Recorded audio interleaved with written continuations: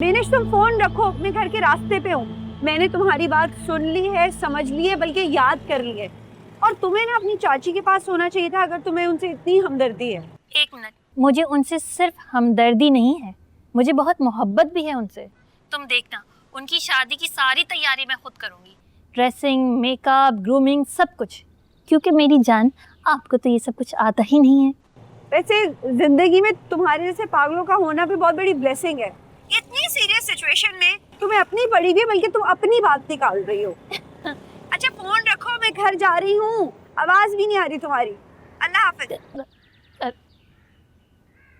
यार कॉल काट दी मेरी। ऐसा कुछ भी नहीं हुआ। जाओ, माँ जी बुला रही हैं, पहले उनसे बात कर लो। क्या बात करूं मैं उनसे? मैं आपको सच सच बता रही हूँ, मैंने नहीं बुलाया बीजान को यहाँ। मुझे तो पता भी नहीं था कि वो लोग कब आए और कब आकर उन्होंने ये बातें शुरू कर दी। मैं कब कह रही हूँ कि तुमने बुलाया? तो माँ जी समझ रही है ना, तुम उनकी गलतफहमी दूर कर दो। बीजान को भी पता नहीं क्या हो गया है, उन्हें कोई हक नहीं था मुझे इस तरह रुस्वा करने का। आप जाके उन्हें कह दें कि वो चली जाए यहाँ से।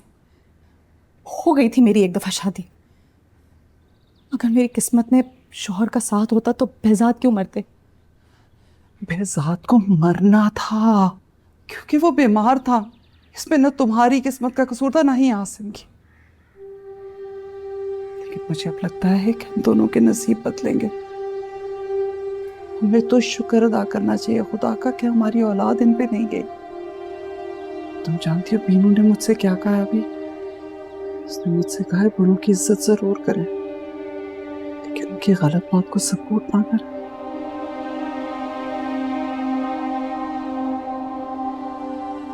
मैं आपसे यही करूंगी।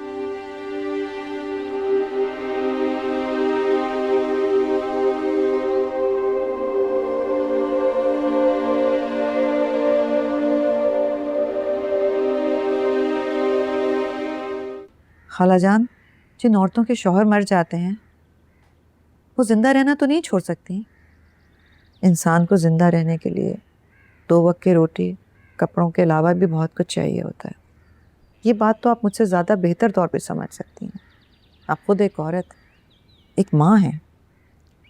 भाभी कुदसिया बिल्कुल ठीक कह रही है। ये वक्त हम पे भी आया था, लेकिन मैंने और आपने एक अच्छी ज़िंदगी गुजारी थी। हमारे पास उस अच्छे वक्त की यादें थीं, एक उम्र गुजारी थी। लेकिन बिस्मा का क्या? शायद उसके पास तो कुछ भी नहीं।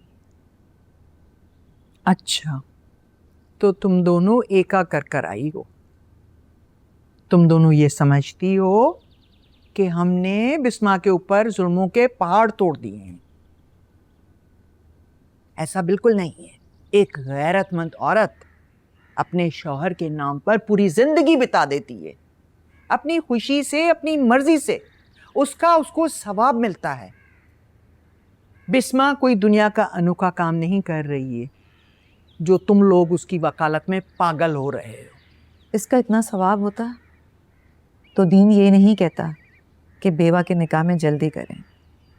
खैर, मैं इस बहस में पढ़ना नहीं चाहती।